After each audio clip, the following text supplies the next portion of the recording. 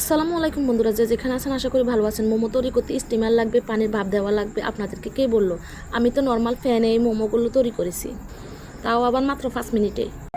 সঙ্গে থাকবে অনেক বেশি মজাদার চিলি অয়েল সস আর মোমো বাস করা 2টি সহজ পদ্ধতি। আর এই পদ্ধতিগুলো আপনারা যে কেউ তৈরি করতে পারবেন। এখানে আমি তৈরি করার জন্য 2 কাপ আটা নিয়েছি, আর এখানে লবণ দিয়ে দিলাম পরিমাণ মতো, আর এখানে আমি অল্প অল্প করে পানি দিচ্ছি। আপনারা চাইলে এটা ময়দা দিয়ে তৈরি করতে পারবেন।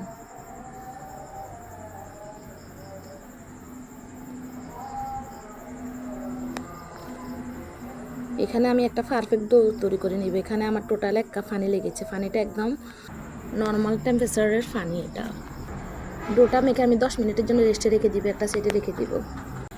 এখানে আমি মুরগির বুকের মাংস নিয়েছি।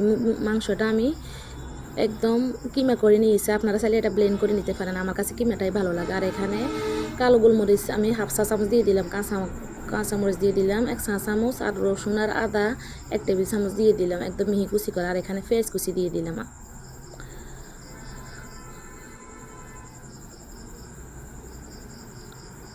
এখন লবণ পরিমাণ মতো দিয়ে দিব। আর এখানে 1 টেবিল চামচ সয়া সস দিয়ে দিব। আর এখানে ফুটান্ত গরম তেল, এটা আমি চুলা একদম গরম করে এখানে দিয়েছি। তেলটা দিয়ে সাথে সাথে আমি এগুলা মেখে নিব। এই মোমোর ফুটটা দিয়ে আপনারা যে কোনো মোমো তৈরি করতে পারবেন। আমার মোমোর ফুটটা একদম রেডি। এখন একটা সাইডে রেখে দেবো। এখানে আমি রেস্টে যে আটাটা রেখেছিলাম, এটা এখন আমি আবার একটু মেখে নেব। এটা 10 মিনিট রেস্টের পর একদম সফট হয়ে গেছে।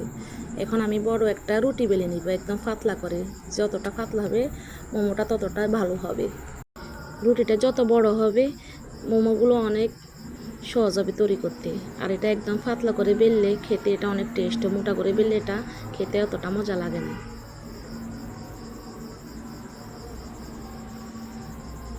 আমার রুটিটা বেলা হয়ে গেছে। এখন একটা কাটার দিয়ে এগুলো কেটে নিব।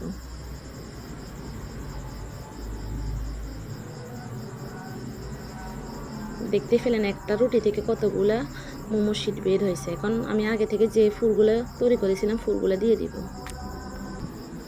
এখন আমি সবগুলোর গায়ে একটু একটু করে পানি লাগিয়ে দিলাম। পানি লাগিয়ে মুখটা বন্ধ করে দিব। আমি ভালো করে বন্ধ করে দিচ্ছি। এখন দোনোটার মাথা একসাথে করে আমি এটা জুড়িয়ে দিব। দেখতে পেলেন আমি কত সহজে তৈরি করে ফেলাম। আর একটা মোমো ডিজাইন আপনাদের দেখাচ্ছি। আপনাদের যে ডিজাইনগুলো ভালো লাগে সেই ডিজাইনগুলো আপনারা তৈরি করবেন। আমার সবগুলো তৈরি হয়ে গেছে। এখন আমি একটা ফ্রাই প্যানে 1 টেবিল চামচ তেল দিয়ে দিলাম। তেল দিয়ে সব মোমোগুলো এখানে 7-8টার মতো এখানে দিয়ে দিব। দিয়ে এখানে মাত্র কয়েক সেকেন্ড এগুলো ভাজবো।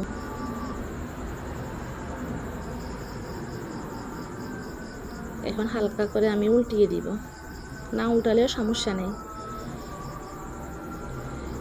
1 ফিট 10 সেকেন্ড করে আমি টোটাল এগুলো 20 সেকেন্ড একটু সেকে নেব।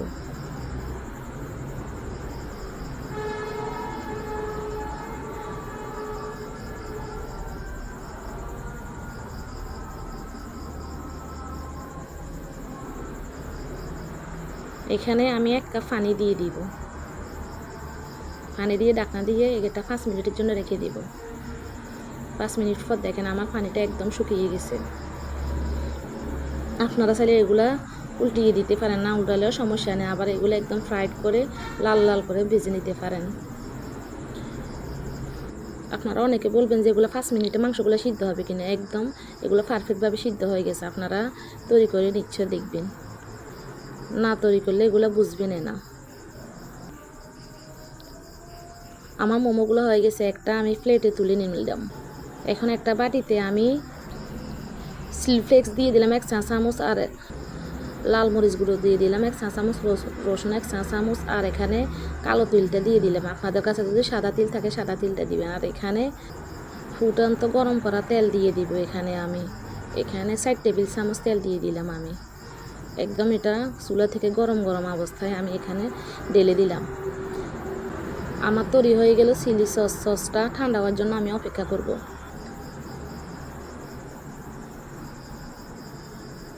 ঠান্ডা হয়ে গেলে এটা আমি চাকনা দিয়ে সেঁকে নেব।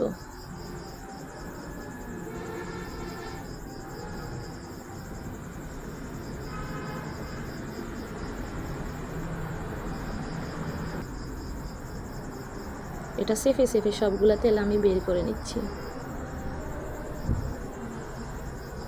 এখানে আমি রসুন কুচি দিয়ে দিলাম 1 চা চামচ। এখানে পেঁয়াজ কলি কুচি দিয়ে দিলাম 1 চামচ, লেবু পাতা 2টো কুচি করে দিয়ে দিলাম। এটা অপশনাল, আপনারা চাইলে বাদ দিতে পারেন, আমার কাছে গ্রানটা ভালো লাগে। আর এখানে চিলি ফ্লেক্স 1 চা চামচ দিয়ে দিলাম। আর এখানে টমেটো সস 2 টেবিল চামচ দিয়ে দিলাম।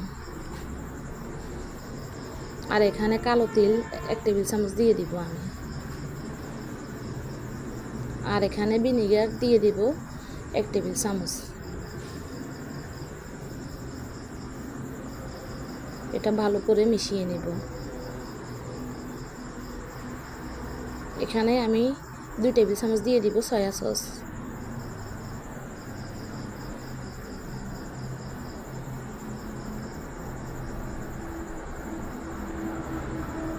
এবার এখানে আমি দিয়ে দিব 1 টেবিল চামচ নর্মাল পানি।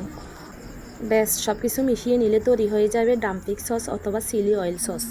সব সময় তো মোমোগুলো সসের মধ্যে ডিপ করে খাওয়া হয়, আর এখানে আমি আজকে সস দিয়ে এই মোমোগুলো সাজিয়ে নেব। দেখতে যেমন লোভনীয়, খেতেও মজাদার। আমি এখানে একটু একটু করে সসগুলো দিয়ে দিব। যারা আমার চ্যানেলটা এখনও সাবস্ক্রাইব করেন না, সাবস্ক্রাইব করে প্লিজ পাশে থাকবেন। আপনারা যদি মোমোর আসল স্বাদটা খেতে চান তাহলে মোমোগুলো গরম গরম খেতে হবে। আমি যদি আপনাদের এগুলো তৈরি করে খাওয়াতে পারতাম তাহলে বুঝতেন এগুলো কতটা মজাদার। সবাই সুস্থ থাকবেন। আজ এ পর্যন্ত, আল্লাহ হাফেজ।